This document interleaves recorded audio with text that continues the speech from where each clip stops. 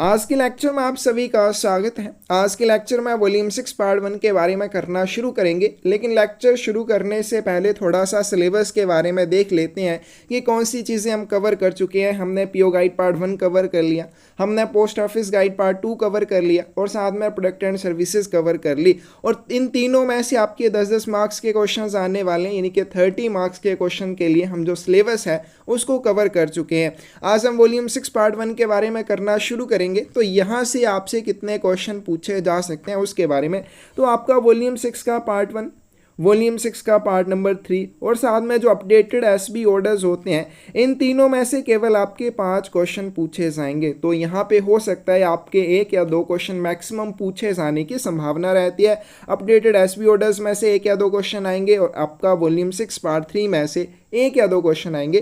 तो इसी के अकॉर्डिंग आपने करना है, बहुत ज़्यादा इनकी तरफ ध्यान नहीं देना है, सिर्फ जितना इंपॉर्टेंट है उतना ही करना है, क्योंकि वास्तव में ये बहुत ज़्यादा बड़े हैं तो हम पूरा नहीं करेंगे, वो हमारा टाइम वेस्ट करने वाली बात हो जाएगी। तो इसमें केवल आपको इंपॉर्टेंट जो चीज़ें हैं वो ही करनी है और वहीं से बार बार क्वेश्चन पूछे भी जाते हैं। तो यहाँ से ध्यान रखिएगा, 1 या 2 क्वेश्चन आपके मैक्सिमम पूछे जा सकते हैं, उसी के अकॉर्डिंग आपने इसे करना है। बिल्कुल डीप में नहीं जाना है, जो डीप में करना था हम ऑलरेडी कर चुके हैं। इसके बाद आपका आईटी मॉडर्नाइजेशन प्रोजेक्ट जो रहेगा उसके बारे में भी अच्छे से करेंगे, क्योंकि वहाँ से भी 10 मार्क्स आपसे आने वाले हैं, 10 मार्क्स के क्वेश्चन आपसे पूछे जाएंगे।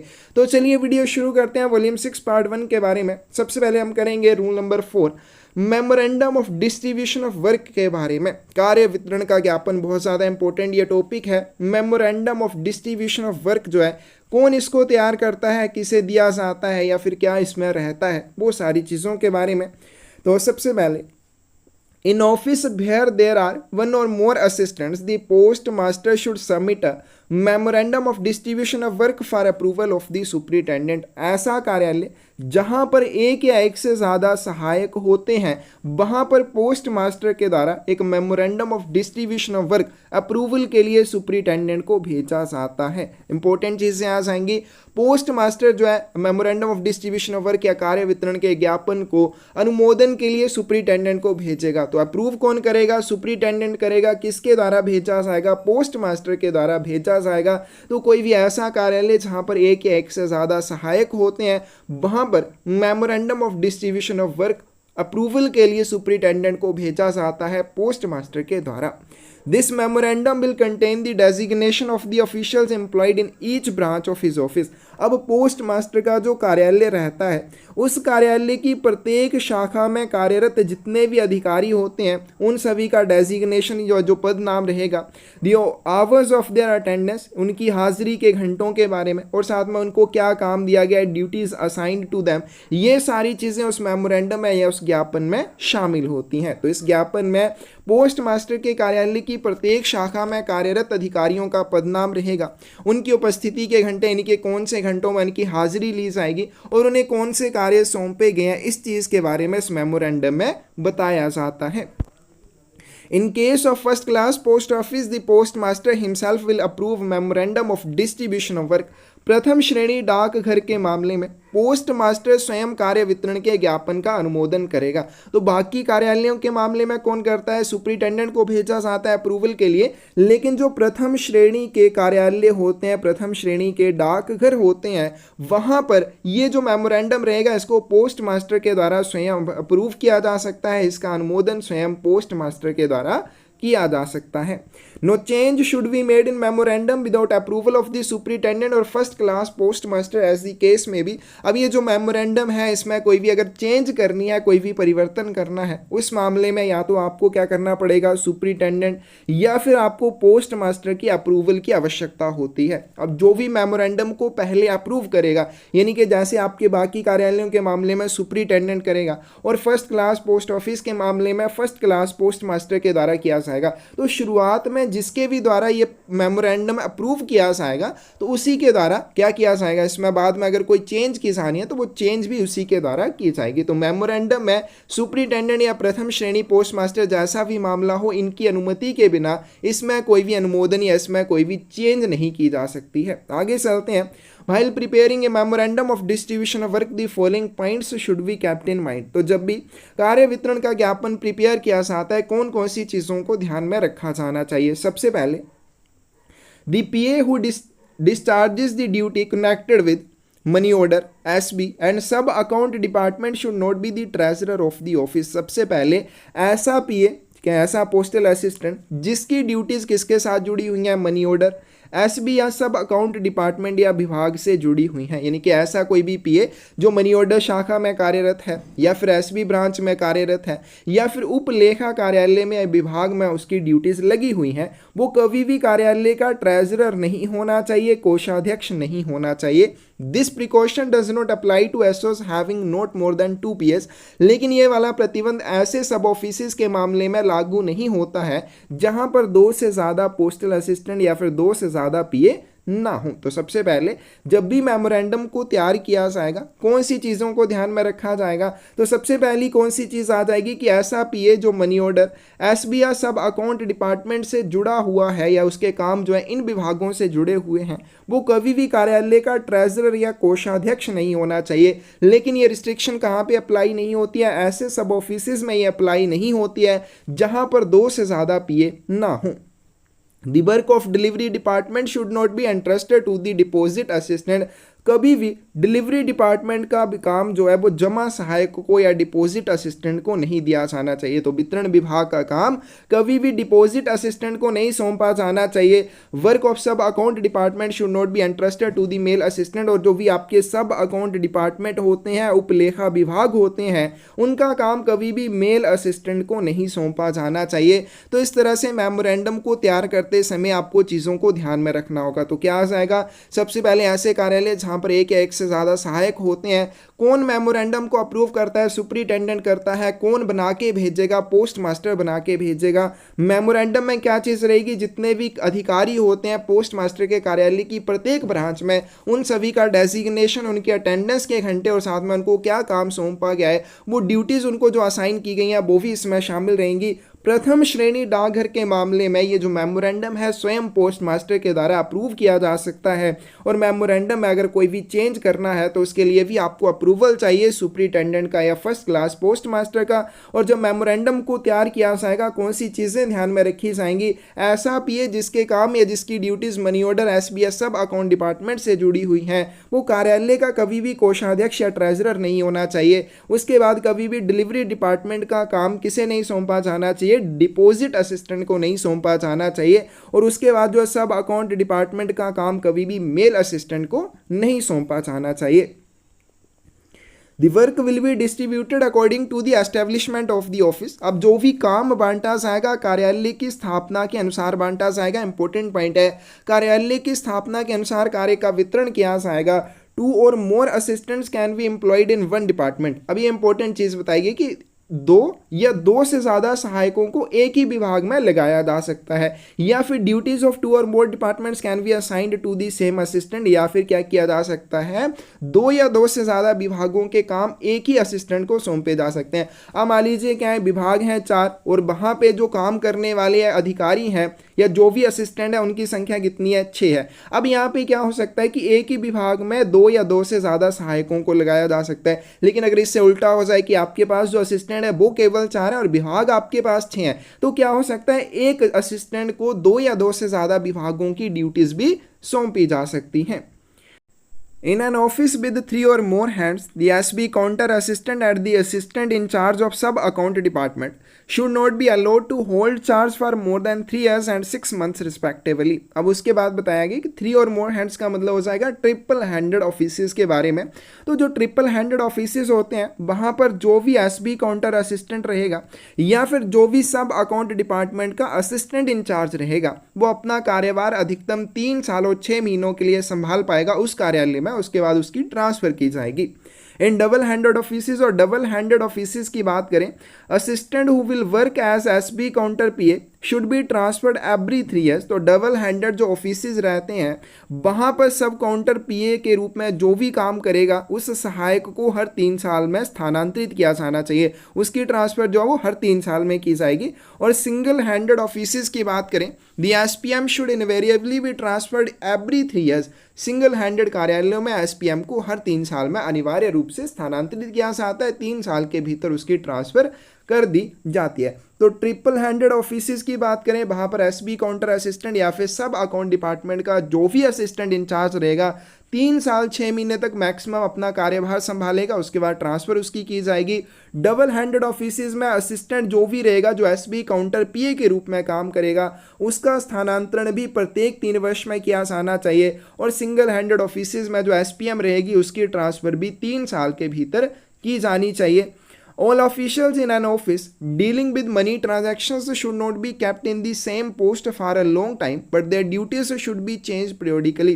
अब पैसे के लेन देन करने वाले जो कार्यालय होते हैं वहाँ पर सभी अधिकारियों को एक ही पद पर लंबे समय तक नहीं रखा जाना चाहिए। ठीक है, जितने भी ऑफिशियल जो होते हैं, जो ऐसे कार्यालय में होते हैं जहाँ पे मनी ट्रांजैक्शन की जाती है, पैसे का लेन देन किया जाता है, वहाँ पर उनको लंबे समय तक नहीं रखा जाएगा। उनके कर्तव्यों को यानी कि ड्यूटीज़ को समय समय पर चेंज किया जाता है।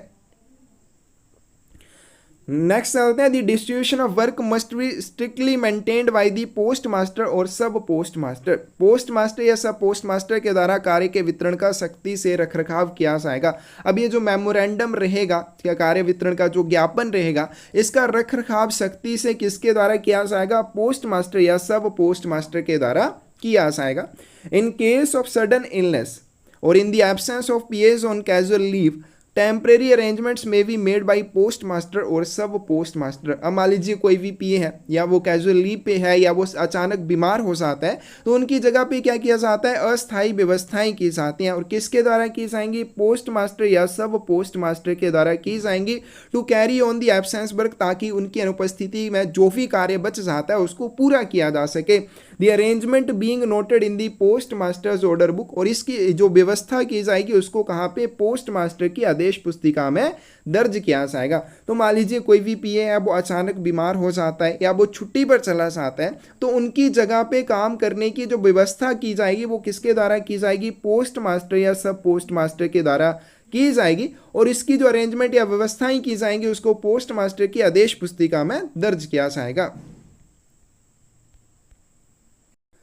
आगे चलते हैं, आगे आपके पास नॉमिनल रोल के बारे में। Nominal roll is a record of PS actually at work in a post office on any given day. Nominal roll किसी भी दिए हुए दिन पर पोस्ट ऑफिस में वास्तव में काम करने वाले पीएस का रिकॉर्ड होता है। तो कोई भी दिन अगर दिया जाता है, उस दिन में पोस्ट ऑफिस में काम पर जो भी पीए रहेंगे उन पीएस का क्या रहता है? एक रिकॉर्ड रहता है, जिसे क्या कहा जाएगा? नॉमिनल रोल कहा जाएगा।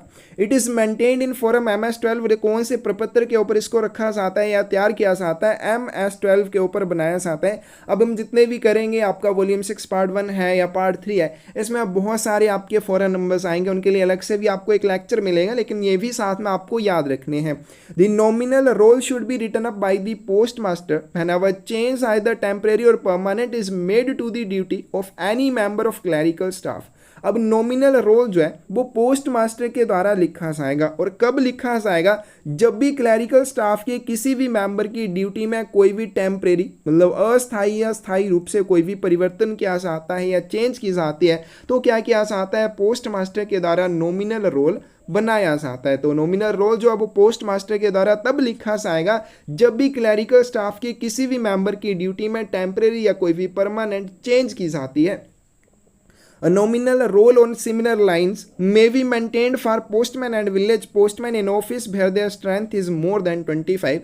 जिस कार्यालय में डाकियों की संख्या 25 से ज़्यादा हो जाती है, वहाँ पर डाकियों और ग्राम डाकियों के लिए भी इसी तरह का एक नॉमिनल रोल बनाया जाता है। नेक्स्ट आपके पास विलेज सॉर्टिंग लिस्ट के बारे में, ग्राम छंटाई सूची के बारे में। Village sorting list is the prescribed form M52। सबसे पहले विलेज सॉर्टिंग लिस्ट कौन से प्रपत्र के ऊपर बनाई जाती है? M52 के ऊपर इसे बनाया जाता है। Will be prepared and supplied to each office by the sub divisional inspector direct to which village postman attached. तो जिस भी डाक घर के साथ या जिस भी कार्यालय के साथ ग्रामीण डाकिये जुड़े होते हैं, विलेज पोस्टमैन जुड़े होते हैं, उस कार्यालय को विलेज सॉर्टिंग लिस्ट भेजी जाती है, सप्लाई की जाती है। किसके द्वारा इसको तैयार किया जाता है? सब डिविजनल इंस्पेक्टर के द्वारा तैयार करके इसे उस हर एक कार्यालय को भेजा जाएगा जिसके साथ विलेज पोस्टमैन या ग्रामीण डाकिये जुड़े होते हैं। इंपॉर्टेंट आ जाएगी village sorting list M52 forum के ऊपर बनाई जाती है। बनाने वाला कौन है? सब डिविजनल इंस्पेक्टर है और सब डिविजनल इंस्पेक्टर इसको तैयार करेगा और प्रत्येक उस कार्यालय को इसकी आपूर्ति की जाएगी जिसके साथ ग्रामीण डाकिये जुड़े हुए होते हैं। It shows in alphabetical order the list of villages in the wheat of each village postman of the office. अब जिस भी कार्यालय को ये भेजी जाएगी उस कार्यालय के प्रत्येक ग्रामीण डाकिया की गश्त में कौन कौन से गांव आते हैं उनका अल्फाबेटिकल ऑर्डर में उनको दर्शाया जाता है। उन सभी गांवों को क्या किया जाता है? अल्फाबेटिकल ऑर्डर में दर्शाया जाता है। The list should be hung up in the post office near the sub account assistants table। अब ये जो विलेज सॉर्टिंग लिस्ट रहेगी, ग्राम छंटाई सूची रहेगी, इसे क्या किया जाएगा? डाकघर में उपलेखा सहायक की टेबल के पास टांगा जाएगा। इनके जो भी सब अकाउंट असिस्टेंट रहेगा उसकी टेबल के नज़दीक विलेज सॉर्टिंग लिस्ट को लटका दिया जाता है। The post master should examine once in a month the village sorting list. और जो पोस्ट मास्टर रहेगा वो महीने में एक बार ग्राम छंटाई सूची की जाँच करेगा। नेक्स्ट चलते हैं। नेक्स्ट है आपके पास custody of stamps, seals, types and keys. तो स्टैंप्स आपको पता है मोहरें हो जाएंगी। सील्स आपको पता है जो सील वगैरह लगाए जाते हैं। टाइप्स क्या होते हैं? टाइप्स इनके हिस्से अभी ये बहुत जगह पे आपने पढ़ा होगा, टाइप्स लिखा होता है, उसका क्या मतलब रहता है? अब मोहरें जो होती हैं पोस्ट ऑफिस में आपको भी पता होते हैं, उनके हिस्से होते हैं दिनांक वाले जिनको निकालना चाहता है, चेंज किया जाता है, उनकी बात यहाँ पे की गई। और कार्यालय की जो भी चाबियाँ वगैरह रहती हैं किस तरह से उनको रखा जाता है या किसकी अभिरक्षा में ये रहती हैं, सबसे पहले हम करेंगे custody of stamps and seals के बारे में, मोहरों और सीलों की अभिरक्षा के बारे में। They must always be locked up and not in use. तो जब भी मोहरों और सीलों की आवश्यकता नहीं होगी, जब भी वो उपयोग में नहीं होंगी तो उन्हें बंद करके रखा जाना चाहिए। तो कोई भी मोहर है या कोई भी सील है, अगर उसका उपयोग नहीं है तो उसको क्या करना चाहिए? बंद करके रखना चाहिए। Every day before the close of the office the post master और sub postmaster must collect all the stamps and seals except such as are required for use at night and lock them up। अब जैसे ही कार्यालय का जो भी काम है वो समाप्त हो जाएगा तो कार्यालय को बंद करने से पहले जो भी उस कार्यालय में पोस्ट मास्टर या सब पोस्ट मास्टर यानी कि जो भी उस कार्यालय का हेड रहेगा वो क्या करेगा? सभी से मोहरों और सीलों को इकट्ठा करेगा। इकट्ठा करने के बाद उनको ताला लगाकर रख देगा, सिवाय उन मोहरों और सीलों के जिनका उपयोग रात में किया जाना है, क्योंकि कई बार रात में भी डाक की छंटाई करनी पड़ती है। तो उस समय के लिए जो भी आवश्यक मोहरें और सीलें होंगी उनको छोड़कर बाकी जितनी भी मोहरें और सीलें होंगी कार्यालय के बंद होने से पहले पोस्ट मास्टर या सब पोस्ट मास्टर के द्वारा कलेक्ट की जाएंगी और एकत्र करने के बाद उनको ताला लगाकर रखा जाएगा। When sorting is done at night, जब भी छंटाई का काम रात में किया जाता है, the stamps and seals required should be entrusted to the senior assistant on duty। तो जिन भी मोहरों और सीलों की आवश्यकता होती है वो सारी मोहरें और सीलें किसको सौंपी जाती हैं? सीनियर असिस्टेंट को सौंपी जाती हैं, वरिष्ठ सहायक को सौंपी जाती हैं जो भी ड्यूटी पर रहेगा। तो क्या आएगा custody of stamps and seals में कि जब भी इनका उपयोग नहीं है या जब भी इनका कोई उपयोग ना किया जाना हो उस समय आपको इन्हें हमेशा बंद करके रखना चाहिए। और जब भी कार्यालय का काम समाप्त हो जाएगा या कार्यालय बंद करने से पहले जितनी भी मोहरें और सीलें होंगी वो उसके कार्यालय के पोस्ट मास्टर या सब पोस्ट मास्टर के द्वारा कलेक्ट की जाएंगी और ताला लगाकर उनको रख दिया जाएगा, सिवाय उन मोहरों और सीलों के जिनका उपयोग रात में किया जाना है। और जब भी छंटाई का काम रात में किया जाता है तो छंटाई के लिए जो भी आवश्यक मोहरों और सीलों की आवश्यकता रहेगी उनको क्या किया जाएगा? ड्यूटी पर सीनियर असिस्टेंट को, वरिष्ठ सहायक को सौंपा जाएगा। In case of offices with one or more assistant, all the stamps and seals except those required for the use at night should be placed in the office safe in joint custody of the postmaster and the assistant। क्या ऐसे कार्यालय जहां पर एक या एक से ज़्यादा सहायक होते हैं, ऐसे कार्यालय जहां पर एक या एक से ज़्यादा सहायक होते हैं वहां पर जितनी भी मोहरें और सीलें होंगी सिवाय उन मोहरों और सीलों के जिनका उपयोग रात में किया जाना है छंटाई के लिए, उनको छोड़कर बाकी सभी और मोहरों और सीलों को क्या किया जाएगा? पोस्ट मास्टर और उस सहायक की उपस्थिति में या उन दोनों की ज्वाइंट कस्टडी में, संयुक्त अभिरक्षा में उन मोहरों और सीलों को ऑफिस सेफ में, कार्यालय की तिजोरी में रखा जाएगा। तो ऐसे कार्यालय जहाँ पर एक या एक से ज़्यादा सहायक होते हैं वहाँ पर सभी मोहरों और सीलों को क्या किया जाएगा? पोस्ट मास्टर और उस सहायक की संयुक्त अभिरक्षा में ऑफिस सेफ में कार्यालय की तिजोरी में रखा जाएगा। They will be responsible for joint custody of cash extra before the office is closed for the day. वे दिन के लिए कार्यालय बंद होने से पहले नकदी आदि की संयुक्त अभिरक्षा के लिए भी जिम्मेदार होंगे। यानी कि जो मोहरों और सीलों को लास्ट में अपनी संयुक्त अभिरक्षा में ऑफिस सेफ में रखेंगे, वो कार्यालय के समय क्या रहेंगे, जो भी आपकी नकदी वगैरह रहेगी वहां पे उसकी संयुक्त अभिरक्षा के लिए भी जिम्मेदार रहेंगे। The assistant in charge of each department is personally responsible for the safe custody of the stamps and seals entrusted to him during working hours and will be held responsible if any improper use is made of them। अब जो भी विभाग रहते हैं, जैसे मान लीजिए registration department है, पंजीकरण विभाग है, अब उसको जो भी मोहरें दी जाती हैं, जो भी सीलें दी जाती हैं, उन मोहरों और सीलों की जिम्मेदारी रजिस्ट्रेशन डिपार्टमेंट के पंजीकरण विभाग के सहायक की रहेगी। यानी कि उस विभाग का जो भी इंचार्ज असिस्टेंट रहेगा उसकी जिम्मेदारी रहेगी उनकी सुरक्षित अभिरक्षा के लिए। और दूसरी बात, अगर उनका कोई भी इम्प्रॉपर यूज किया जाता है, अब मान लीजिए रजिस्ट्रेशन वाले डिपार्टमेंट को एक मोहर दी जाती है जिसका मिस यूज हो जाता है, तो उस चीज के लिए जिम्मेदार कौन रहेगा, रजिस्ट्रेशन डिपार्टमेंट का जो भी असिस्टेंट इंचार्ज रहेगा वही उसके इम्प्रॉपर यूज के लिए या उसके दुरुपयोग के लिए जिम्मेदार रहेगा। तो प्रत्येक विभाग को जो भी मोहरें और सीलें दी जाती हैं वो उनकी व्यक्तिगत अभिरक्षा में रहेंगी और उनकी वो जिम्मेदारी के लिए भी वो जिम्मेदार रहेंगे। और दूसरी बात, अगर उनका कोई भी अनुचित उपयोग किया जाता है तो उस चीज़ के लिए भी वही जिम्मेदार रहेंगे। तो कामकाज के घंटों के दौरान उन्हें जो भी मोहरें और सीलें दी जाएंगी वो उनको संभाल के रखनी है। अगर उनका मिसयूज होता है तो फिर वो उस चीज़ के लिए जिम्मेदार हो जाएंगे। The round and oblong money order stamp, the postmaster's unpaid stamp, insurance seal and the date and other movable type note in actual use of all stamps and seals in the office must always remain in the possession of the postmaster who will be responsible for their safe custody। उसके बाद बताया गया कि जो भी round और अवलोंग money order stamps होती हैं, जो मनी ऑर्डर्स वगैरह के ऊपर लगाई जाती हैं, पोस्ट मास्टर की अवैतनिक मोहर जो रहती है आर्टिकल्स के ऊपर लगाई जाती हैं जिनके ऊपर पूरे चार्जेस ना दिए गए, बीमा सील की बात की गई है, इंश्योरेंस सील की बात की गई है। उसके बाद and date and other movable types of all stamps and seals, उसके बाद बाकी सभी मोहरें और सीलें उनकी जो भी डेट या मूवेबल टाइप्स होते हैं, मतलब उनके दिनांक वाले या अन्य चेंज किए जाने वाले जो भी हिस्से होते हैं जो एक्चुअल में उपयोग में नहीं है, उनको क्या किया जाएगा, must always remain in the possession of post master. तो ये सारी जो मोहरें सीलें या हिस्से रहेंगे हमेशा पोस्ट मास्टर के कब्जे में रहने चाहिए, उसकी अभिरक्षा में रहने चाहिए।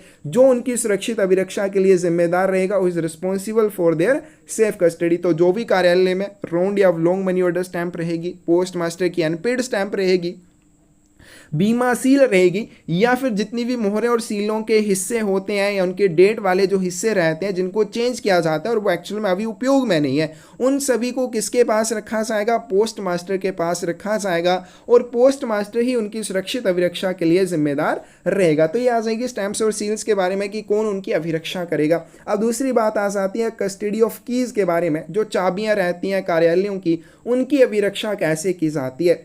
इन offices where no assistant is employed, all the keys of the office must be kept by the postmaster or on his own person।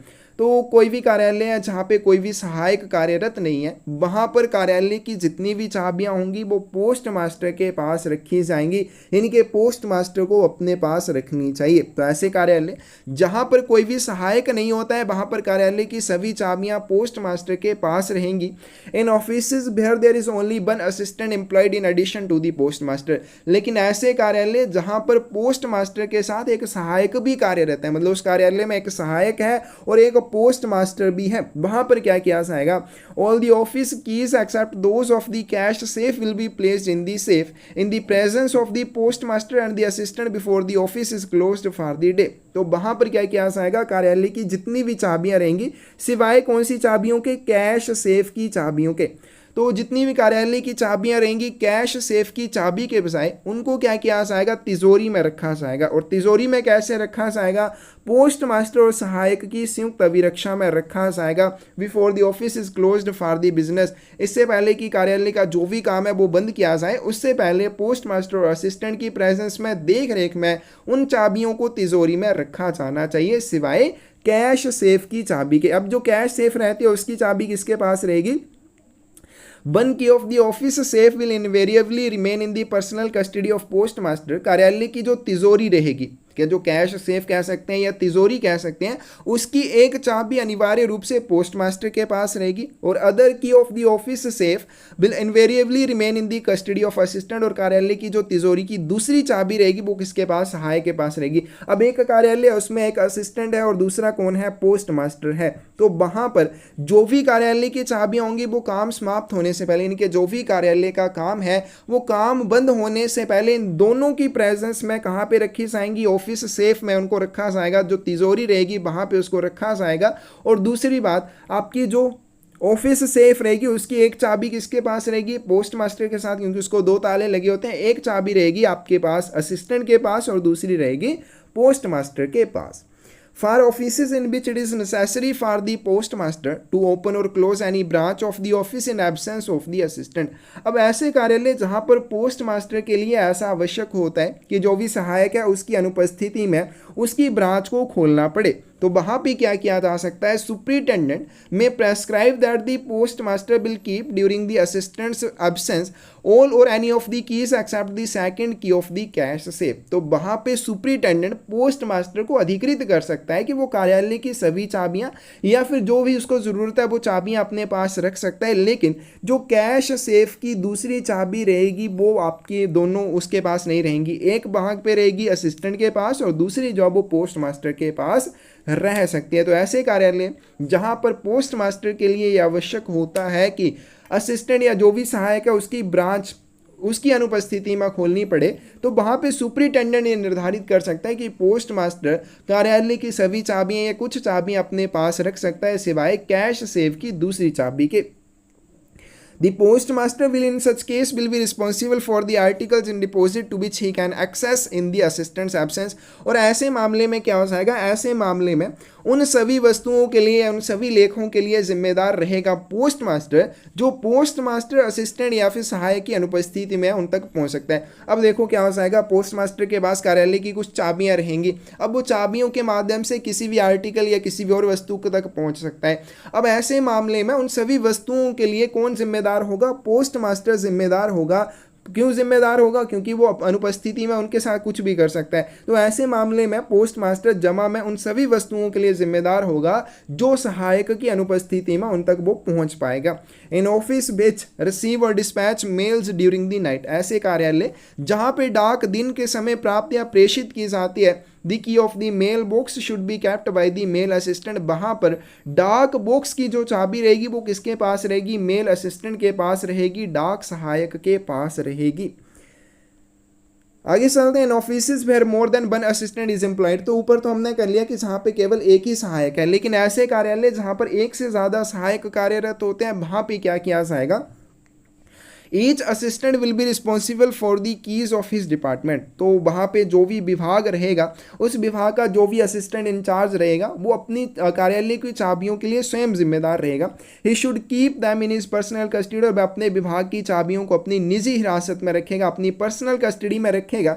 One की of the safe will always remain in the custody of post master, और जो तिजोरी रहती है safe रहती है कार्यालय की उसकी एक चाबी हमेशा पोस्ट मास्टर के पास ही रहेगी और दूसरी चाबी जो असिस्टेंट के पास रहेगी, जिसको भी इस उद्देश्य के लिए लगाया गया हो कि आपने सेफ की दूसरी चाबी अपने पास रखनी है, अपनी प्रेजेंस में अपने उसमें मोहरें या सीलें रखनी है। वो सारी चीज़ों के लिए जो भी सहायक जिम्मेदार होगा तो वो ही अपने पास उसका सेफ की या तिजोरी की दूसरी चाबी रखेगा। तो ऐसा कार्यालय जहाँ पर दो या दो से ज़्यादा एक से ज़्यादा सहायक होते हैं वहाँ पर विभाग की जो भी चाबियां रहेंगी उसका जो भी असिस्टेंट इंचार्ज रहेगा वो स्वयं उन चाबियों के लिए जिम्मेदार रहेगा, वो अपनी उनको पर्सनल कस्टडी में रखेगा और हमेशा तिजोरी की एक चाबी वो पोस्ट मास्टर के पास ही रहेगी और दूसरी चाबी उस सहायक के पास रहेगी जिसको इस उद्देश्य के लिए लगाया गया हो।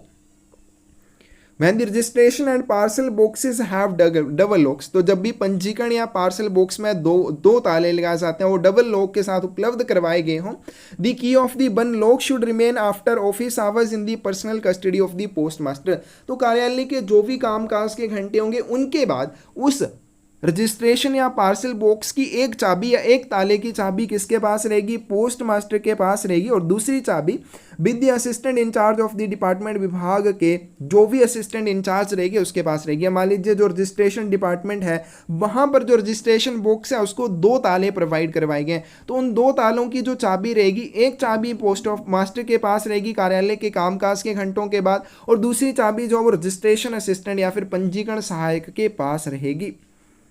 Whenever the charge of a department is transferred from one official to another, जब भी किसी विभाग का जो भी असिस्टेंट है वो अपना चार्ज किसी अन्य अधिकारी को देगा या ट्रांसफर करेगा, the stamps, seals, types and keys should be transferred to the relieving official, तो जो भी उसके पास मोहरें होंगी, जो भी सीलें होंगी, जो भी हिस्से या चाबियां होंगी वो रिलीविंग ऑफिशियल को, यानी कि उसको कार्यमुक्त करने वाले अधिकारी को ट्रांसफर की जाएंगी, स्थानांतरित की जाएंगी। लेकिन कैसे की जाएंगी? Under receipt to be taken in the relieved officials receipt book, इसके लिए रसीद के तहत ये सारी चीज़ें ट्रांसफर की जाएंगी, और रसीद जो वो कहाँ पे ली जाएगी? रिलीव्ड ऑफिशियल्स रिसिप्ट बुक में, कार्यमुक्त होने वाले अधिकारी की रसीद बुक में ली जाएंगी, against an entry showing full particulars of the articles transferred. अब देखो ये जो रिलीव्ड ऑफिशियल्स रिसिप्ट बुक रहती है इसमें वो सारी चीज़ों के पर्टिकुलर्स या विवरण लिखे जाते हैं जो कि ट्रांसफर किए जाते हैं उस अधिकारी को जो कार्यभार संभालेगा, तो उसमें सारे विवरण लिखे होंगे, उन्हीं विवरणों के सामने उसे एक रसीद देनी होगी कि मैंने ये सारी चीज़ें प्राप्त कर ली हैं। नेक्स्ट चलते हैं, नेक्स्ट आपके पास सजेशन एंड कंप्लेंट बुक के बारे में।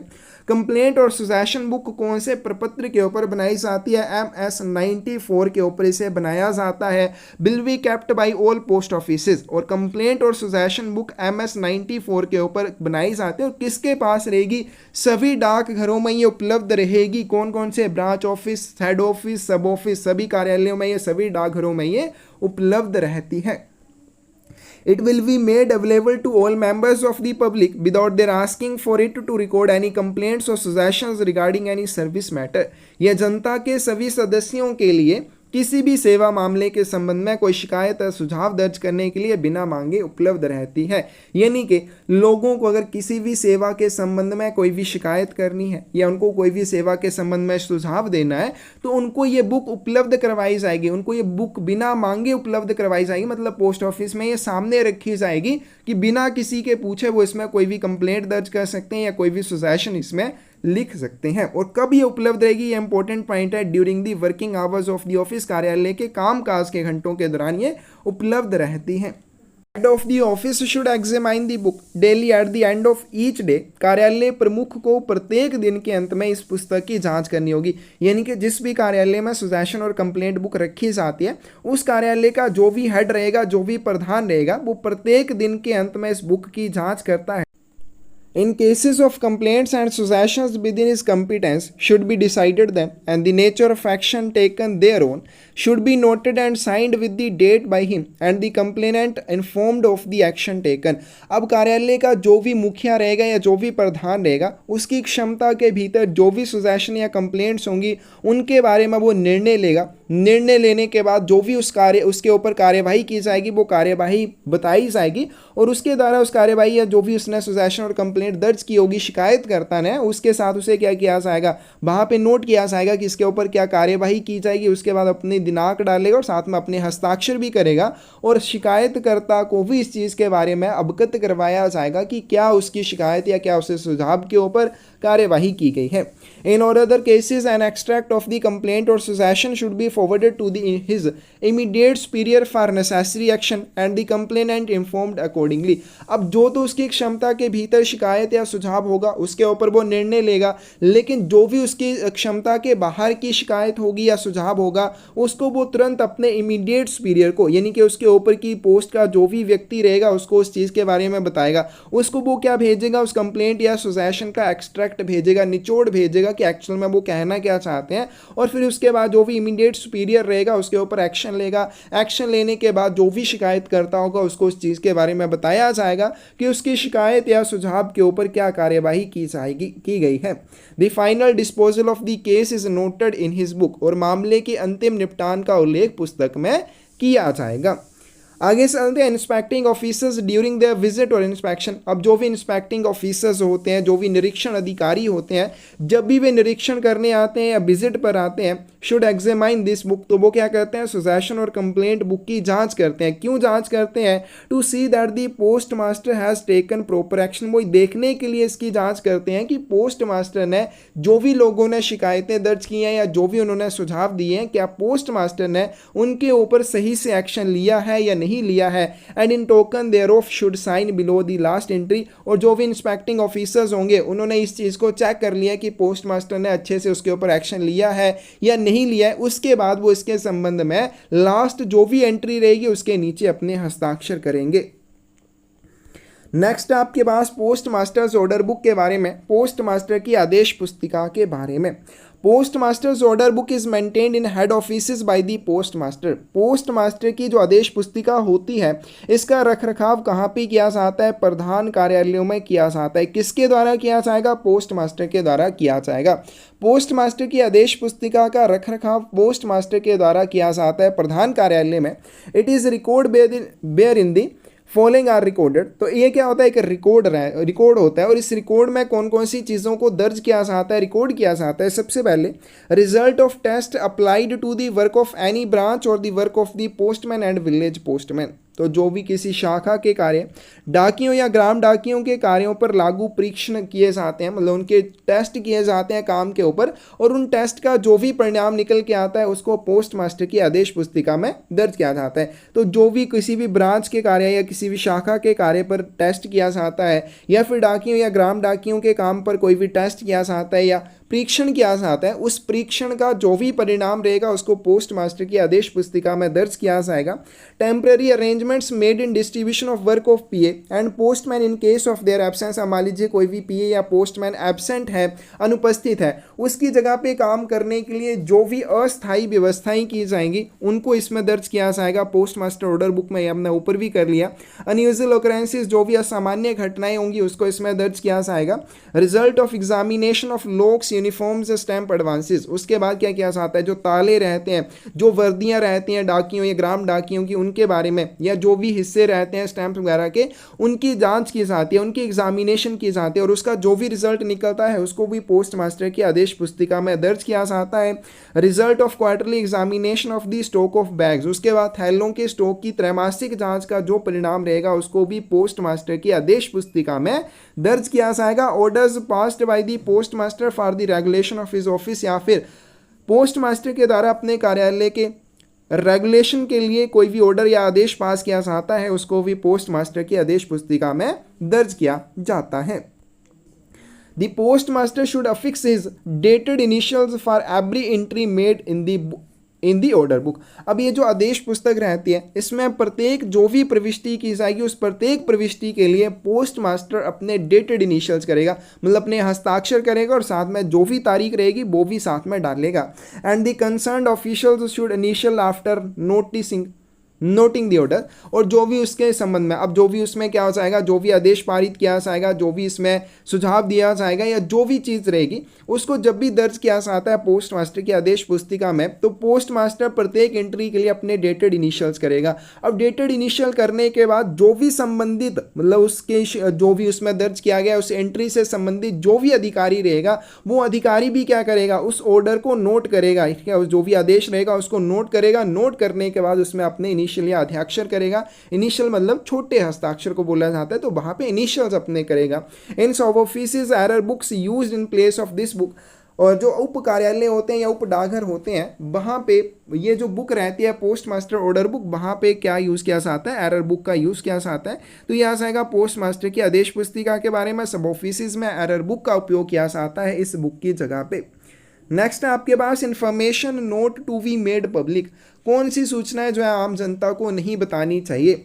No outsider should be permitted to examine the records of the post office. कोई भी बाहरी व्यक्ति डाक घर के रिकॉर्ड की जांच नहीं कर सकता है। कोई भी आउटसाइडर पोस्ट ऑफिस के अभिलेख की जांच करने के लिए अधिकृत नहीं होता है, उसको इस चीज़ की इजाज़त नहीं दी जानी चाहिए। Or any article not addressed to him even though the articles may have been posted by him.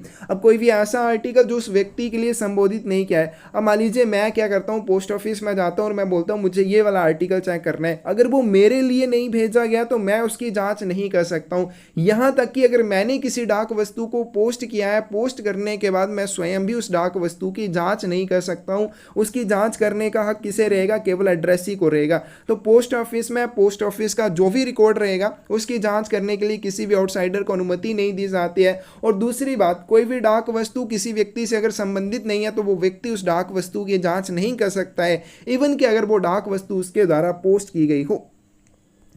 Information respected any article passing through the post or any transaction connection with any department or post office should not be given to anyone not belonging to the department। उसके बाद कोई भी information है किसी भी डाक वस्तु के संबंध में जो डाक के माध्यम से गुजरती है, या फिर दूसरी बात किसी भी डाक विभाग के साथ यानी कि पोस्ट ऑफिस के किसी भी डिपार्टमेंट के संबंध में कोई भी लेन देन है, उसको कभी भी किसी ऐसे व्यक्ति को नहीं बताया जाना चाहिए जो विभाग से संबंधित ना हो। तो डाक से गुजरने वाली किसी भी वस्तु का या फिर डाक घर के किसी भी विभाग के साथ किसी भी लेन देन के संबंध में जानकारी किसी भी ऐसे व्यक्ति को नहीं बतानी चाहिए जो उस विभाग से संबंधित ना हो।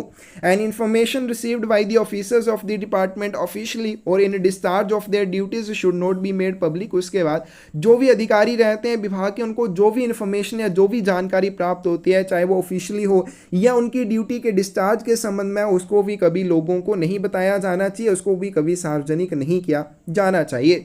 The above restrictions are however not applicable when the information is sought by the competent court of law. अब ये जो ऊपर हमने रिस्ट्रिक्शंस कर ली कि इसको आपने ये इन्फॉर्मेशन नहीं बतानी है या इस तरह की कोई जानकारी पोस्ट ऑफिस से प्राप्त नहीं कर सकते हैं या रिकॉर्ड की जांच नहीं कर सकते हैं, लेकिन ये जो रिस्ट्रिक्शंस हमने कर ली ये कहाँ पे अप्लाई नहीं होती है? जहाँ पे ये इन्फॉर्मेशन किसके द्वारा मांगी गई है? कंपिटेंट कोर्ट ऑफ लॉ, ठीक है, किसी भी न्यायिक कार्यालय के द्वारा, मतलब जो भी आपके न्यायालय होते हैं उनके द्वारा अगर मांगी गई है, या फिर किसी भी मैजिस्ट्रेट के द्वारा मांगी गई है, कमिश्नर ऑफ पुलिस के द्वारा मांगी गई है, district superintendent of police as well as income tax department, तो इन विभागों के द्वारा या इन व्यक्तियों के द्वारा, इन अधिकारियों के द्वारा अगर ये इन्फॉर्मेशन मांगी जाती है तब आप मना नहीं करेंगे, नहीं तो उठा के आपको जेल में डाल देंगे ना। तो उपरोक्त प्रतिबंध तब लागू नहीं होते जब किसी भी सक्षम न्यायालय, किसी भी मैजिस्ट्रेट, पुलिस आयुक्त या फिर जिला आयुक्त अधीक्षक के साथ साथ आयकर विभाग के द्वारा ये सूचना मांगी जाएगी। नेक्स्ट है आपके पास remittances of cash and stamps by post. डाक के माध्यम से नकदी कैसे भेजी जाती है या फिर जो डाक टिकट वगैरह रहते हैं उनको कैसे भेजा जाता है। All remittances in cash and currency notes and all postage stamps sent through post should first be wrapped of paper, wrapped in paper and then enclosed in cash bag. सबसे पहले अगर आपने डाक के माध्यम से कोई भी नकदी भेजनी है, कोई भी करेंसी नोट भेजनी है या डाक टिकट भेजनी है, तो उसको आपने पहले क्या करना है? पेपर में रैप करना है, पेपर में उसको आप लपेटेंगे, उसके बाद कैश बैग के अंदर उसे डालना चाहना चाहिए। तो जब भी कोई नकदी, करेंसी नोट्स या डाक टिकट डाक के माध्यम से भेजे जाएंगे, पहले उनको पेपर में रैप करना चाहिए, रैप करने के बाद उसे कैश बैग के अंदर रखना चाहिए। They should not be kept loose, उन्हें कभी भी खुले में नहीं आप भेजेंगे। Cloth cash bags should be used in cases of remittances not exceeding ₹500 in currency notes. अब मान लीजिए आप क्या करते हैं, कैश भेजते हैं और कैश जो आप 500 रुपीज़ से ज़्यादा नहीं है और कैश या करेंसी नोट के माध्यम से आप उसे भेज रहे हैं, तो इसके लिए आप कपड़े के कैश बैग का उपयोग कर सकते हैं। Leather cash bag should be used when the amount of currency notes exceed 500 rupees. अगर आपके द्वारा भेजी गई नकदी 500 रुपीज़ से ज़्यादा हो जाती है या फिर उसमें सिक्के भी शामिल हैं, तो ऐसी कंडीशन में आपको चमड़े के कैश बैग का उपयोग करना चाहिए, लेदर कैश बैग का उपयोग करना चाहिए। Leather cash bag should be locked and sealed by the treasurer himself. अब ये जो लेदर कैश बैग होता है इसको स्वयं कोषाध्यक्ष के द्वारा बंद और सील किया जाना चाहिए विद द कैश सील। अब ये ध्यान रखना है, लेदर कैश बैग को किसके माध्यम से सील किया जाता है? कैश सील के माध्यम से किया जाता है। और कौन करेगा इसको? ट्रेजरर के द्वारा, कोषाध्यक्ष के द्वारा स्वयं किया जाएगा। क्योंकि जब भी लेदर कैश बैग का उपयोग किया जाता है तो कब करते हैं? जब आपने उसमें 500 रुपीज़ से ज़्यादा के करेंसी नोट या सिक्के भेजने हैं। Cash bags should be packed, closed and sealed by the treasurer in the presence of the sub account assistant. जब भी कैश बैग को बंद किया जाएगा, पैक किया जाएगा, बंद किया जाएगा या सील किया जाएगा ट्रेजरर के द्वारा, तो हमेशा किसकी प्रेजेंस में करना चाहिए? उपलेखा सहायक की प्रेजेंस में करना चाहिए। And weighed by the latter without any help from the other official, और बाद में वो इसका वजन करेगा बिना किसी अन्य अधिकारी की सहायता के। लेकिन जब इसको बंद किया जाएगा, पैक किया जाएगा और सील किया जाएगा, तब किसकी प्रेजेंस आवश्यक है? सब अकाउंट असिस्टेंट की प्रेजेंस आवश्यक है। नेक्स्ट है आपके पास when the cash or currency notes and postage or other stamps to be send to another office are to बल्कि to go in a cash bag. अब मान लीजिए कैश बैग में आपने भेजनी है, लेकिन किसी भी कार्यालय को जो आपने करेंसी नोट भेजने हैं, पोस्टेज या अन्य डाक टिकट भेजने हैं, वो बहुत ज़्यादा है कि उनको कैश बैग में नहीं भेजा जा सकता। तो वहाँ पे क्या कर सकते हैं? जो भी डाक टिकट रहेंगे, एनवलप आपने भेजने हैं तो एनवलप भी, पोस्ट कार्ड भी अगर भेजने हैं तो पोस्ट कार्ड भी should be packed in a separate cloth cash bag. तो इन सभी को आप एक अलग कपड़े के कैश बैग में डाल के भेज सकते हैं। तो जब भी करेंसी नोट, पोस्टेज या अदर डाक टिकट बहुत ज़्यादा मात्रा में हो जाते हैं, बहुत भारी हो जाते हैं, आप उनको कैश बैग के अंदर नहीं भेज सकते हैं। तो ऐसी कंडीशन में आप क्या करेंगे? स्टैम्प्स या जो भी एनवलप्स रहेंगे, यानी कि जो भी डाक टिकट रहेंगे, जो भी लिफाफे आप भेज रहे हैं या पोस्ट कार्ड आप भेजना चाहते हैं, उनको एक अलग कपड़े के कैश बैग में डाल के भेजा जाएगा। बाकी जो करेंसी नोट्स वगैरह हैं या कॉइन्स वगैरह हैं, उनको आपने लेदर कैश बैग में ही भेजना है। The weight of each bag being noted in the SO slip, और प्रत्येक थैले का वजन एसओ स्लिप में, बीओ स्लिप में या डेली अकाउंट या रजिस्टर लिस्ट, जैसा भी मामला हो वहां पे इसको दर्ज किया जाना चाहिए। नेक्स्ट आपके पास disposal of VP articles found in letter box. Letter box में पाई जाने वाली ऐसी वस्तुएं जिन्हें मूल्य देय के रूप में भेजा जाना चाहिए था। An article intended to be dispatched as VP found in letter box should be disposed of in the following manner। अब मान लीजिए किसी व्यक्ति ने किसी आर्टिकल को VP आर्टिकल के रूप में, मूल्य दे डाक वस्तु के रूप में भेजना था, लेकिन वो वस्तु जो है लेटर बॉक्स में पाई जाती है, क्योंकि हम ये पहले कर चुके हैं कि जब भी आपने VP आर्टिकल को प्रस्तुत करना है भेजने के लिए, तो डाकघर के काउंटर पर प्रस्तुत करना है, लेकिन आपने उसे लेटर बॉक्स में डाल दिया, तो किस तरह से उसका निपटान किया जाएगा? The sorting PA should note the irregularity in the error book and show the article to the postmaster। सबसे पहले जो छंटाई PA होगा, छंटाई PA क्या करेगा? इस अनियमितता के बारे में त्रुटि पुस्तिका में लिखेगा, यानी कि इस अनियमितता को त्रुटि पुस्तिका में दर्ज करेगा। और दूसरी बात, पोस्ट मास्टर को इस डाक वस्तु को दिखाएगा, यानी कि वो उस डाक वस्तु को पोस्ट मास्टर के पास लेके जाएगा। The article with the forum number MO51, if any, filled by the sender, should be made over to the registration and parcel department under acquittance in the error book. दूसरी चीज़, अगर article के साथ जो निर्धारित प्रपत्र की आवश्यकता होती है MO51 वो उसके साथ संलग्न है, जिसे सेंडर के प्रेषक के द्वारा अच्छी तरह से विधिवत तरीके से भरा गया है, तो उस आर्टिकल को क्या किया जाएगा? एरर बुक में दर्ज करने के बाद पंजीकरण या पार्सल विभाग को सौंप दिया जाएगा, क्योंकि आप VP लेटर भी भेज सकते हैं, VP पार्सल भी भेज सकते हैं, तो जैसी भी कंडीशन होगी उसको सौंप दिया जाएगा। तो सबसे पहले क्या होगा? जो सॉर्टिंग PA होगा वो इस अनियमितता को एरर बुक में दर्ज करेगा, करने के बाद पोस्ट मास्टर को इस आर्टिकल को दिखाएगा। अगर इस आर्टिकल के साथ जो भी निर्धारित प्रपत्र इसके साथ MO51 भेजा जाना है वो प्रेषक के द्वारा विधिवत भर के साथ में संलग्न किया गया है, तो इस आर्टिकल को क्या किया जाएगा? एरर बुक में दर्ज किया जाएगा। दर्ज करने के बाद रजिस्ट्रेशन या पार्सल असिस्टेंट को सौंप दिया जाएगा। The article should be disposed of by the registration and parcel assistant. अब जो भी पंजीकरण या पार्सल सहायक होते हैं वो इस लेख का निपटान किस तरह से करते हैं? As if presented at the window, जैसा कि डाक वस्तु को डाकघर की खिड़की पर प्रस्तुत किया जाता है, उस डाक वस्तु को जिस तरह से निपटाया जाता है उसी तरह से इस डाक वस्तु का भी निपटान किया जाएगा जो आपको लेटर बॉक्स में मिलेगी। लेकिन कब किया जाएगा? If it is fully prepaid with postage, अगर इसके लिए जो डाक शुल्क का भुगतान है वो पूरी तरह से डाक टिकटों के माध्यम से किया गया है, या जो भी पंजीकरण शुल्क है, जो भी VPP फीस है, ये सारी चीजें डाक टिकटों के माध्यम से पूरी तरह से प्रीपेड होनी चाहिए, मतलब पूरा भुगतान उसने अच्छी तरह से पूरी तरह से कर दिया है। और also accompanied by the MO51 form duly filled up, और साथ में MO51 जो फॉरम है जो इसके साथ संलग्न होना चाहिए वो भी विधिवत तरीके से भर के उसने इसके साथ लगा दिया हो। तब इस आर्टिकल को किस तरह से रजिस्ट्रेशन या पार्सल असिस्टेंट के द्वारा निपटाया जाएगा?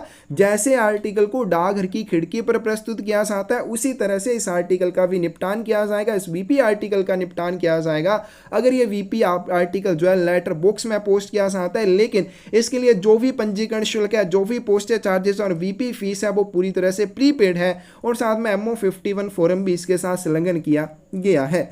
अब क्योंकि वीपी आर्टिकल पोस्ट करते समय आप जो भी सेंडर रहेगा उसको एक रसीद दी जाती है उस आर्टिकल की पोस्टिंग के लिए। अब उस रसीद का क्या किया जाएगा, क्योंकि रजिस्ट्रेशन या पार्सल डिपार्टमेंट के जो भी अधिकारी होंगे वो उसका निपटान करेंगे। निपटान कैसे करेंगे, इसको बुक करेंगे और आगे पोस्ट कर देंगे। लेकिन इसके लिए जो रसीद रहेगी वो किसको दी जाएगी, the usual receipt to the sender. अब जो भी सेंडर को रसीद दी जाती है वो किसे दी जाएगी, should be made over to the sorting assistant to be pasted in the error book against an entry of the irregularity. तो ये जो रसीद रहेगी जो प्रेषक को दी जानी थी, अब क्योंकि प्रेषक तो है नहीं, लेटर आपका जो भी वीपी आर्टिकल है वो मिला है लेटर बॉक्स में, तो उसकी जो रसीद रहेगी, जो रिसिप्ट रहेगी वो सॉर्टिंग असिस्टेंट को, छंटाई सहायक को दी जाएगी। और छंटाई सहायक क्या करेगा, उसने एरर बुक में जो भी इस आर्टिकल के बारे में अनियमितता दर्ज की होगी, इरेगुलरिटी दर्ज की होगी, उस इरेगुलरिटी के सामने इस रसीद को चिपकाएगा।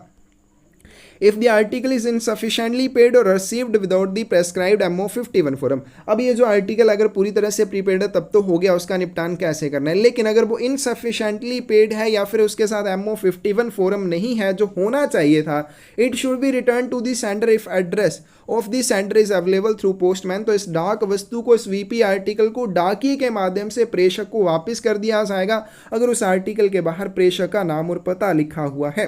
If the address of the sender is not available on the article, लेकिन अगर डाक वस्तु के ऊपर प्रेषक का पता उपलब्ध नहीं है, it should be return to the sender through the RLO. तो आरएलओ के माध्यम से, पुनः प्रेषण केंद्र के माध्यम से इस डाक वस्तु को प्रेषक को वापस किया जाएगा। In both the cases suitable remark should be made on the article. दोनों ही मामले में उचित टिप्पणी इस आर्टिकल के ऊपर लिखी जानी चाहिए। And the postage stamps are fixed to it defaced. और अगर इसके ऊपर जो भी डाक टिकट लगाए गए हैं उनको भी विरूपित कर दिया जाएगा, कैंसिल कर दिया जाएगा। If such article is subsequently presented at the counter with the form duly filled up। अब मान लीजिए क्या हो गया कि एक आर्टिकल था, वीपी आर्टिकल के रूप में आप भेजना चाहते थे, लेकिन आपने उसको लेटर बॉक्स में डाल दिया। अब लेटर बॉक्स में आपने डाल दिया ना, तो उसके लिए आपने डाक टिकटों के माध्यम से पूरा भुगतान किया है, या फिर जैसे मर्जी आपने पूरा भुगतान उसके लिए नहीं किया है, या फिर जो भी निर्धारित MO51 फॉर्म है वो साथ में संलग्न नहीं किया। आपने मान लीजिए उसके लिए 50 रुपये लगने थे, आपने उसके लिए 40 रुपीज़ की डाक टिकट उसके ऊपर लगा दी, लेकिन आपने बाकी फॉर्मेलिटीज़ पूरी नहीं किया है क्योंकि वो इनसफिशिएंटली पेड में आ जाएगा, 10 रुपये की कमी है, या फिर MO51 फॉर्म उसके साथ नहीं लगाया। तो ऐसी कंडीशन में क्या आ जाएगा, जब बाद में आपको क्या किया जाएगा, अगर आपके आर्टिकल के बाहर प्रेषक का नाम और पता है तो डाकिए के माध्यम से वो आर्टिकल प्रेषक को लौटा दिया जाएगा। जब प्रेषक को वो आर्टिकल लौटा दिया जाएगा तो उस आर्टिकल को वो फिर से क्या कर सकता है, अच्छी तरह से विधिवत तरीके से जो निर्धारित प्रपत्र है उसको भरेगा। भरने के बाद डाकघर के काउंटर पर अगर उसे प्रस्तुत करेगा तो फिर क्या होगा, fresh stamps in full payment of postage and registration fee must be affixed to it. तो इसके लिए उसे क्या करना पड़ेगा, उसने पहले से 40 रुपये के डाक टिकट उसके ऊपर लगाए हैं, लेकिन इन 40 रुपये के डाक टिकटों का कोई महत्व नहीं रहेगा। उसको दोबारा से नए सिरे से उस डाक वस्तु के लिए जो भी पंजीकरण शुल्क है या अन्य शुल्क है उनके भुगतान के लिए डाक टिकट उस डाक वस्तु के ऊपर लगाने होंगे। In no case will the amount of postage or registration fee previously paid to be refunded. तो उसने पहले जो भी पोस्टेज चार्जेस का भुगतान करने के लिए, रजिस्ट्रेशन फीस का भुगतान करने के लिए चार्जेस दिए थे उनको कभी भी रिफंड नहीं किया जाता है, और ना ही उनको आगे के चार्जेस में इंक्लूड किया जाएगा। आपको दोबारा से उसके लिए चार्जेस का भुगतान करना पड़ेगा। आगे चलते हैं, आगे आपके पास ईयरली विलेज रिटर्न के बारे में, वार्षिक ग्राम विवरणी के बारे में। It is made on form MS88 form के ऊपर इसे बनाया जाता है। Return should be kept bye the सब accountant during the first 14 days of the month of February each year, यानी कि 1 to 14 फरवरी के लिए इसे बनाया जाता है। किसके द्वारा अपने पास रखा जाएगा, सब अकाउंटेंट के द्वारा रखा जाएगा।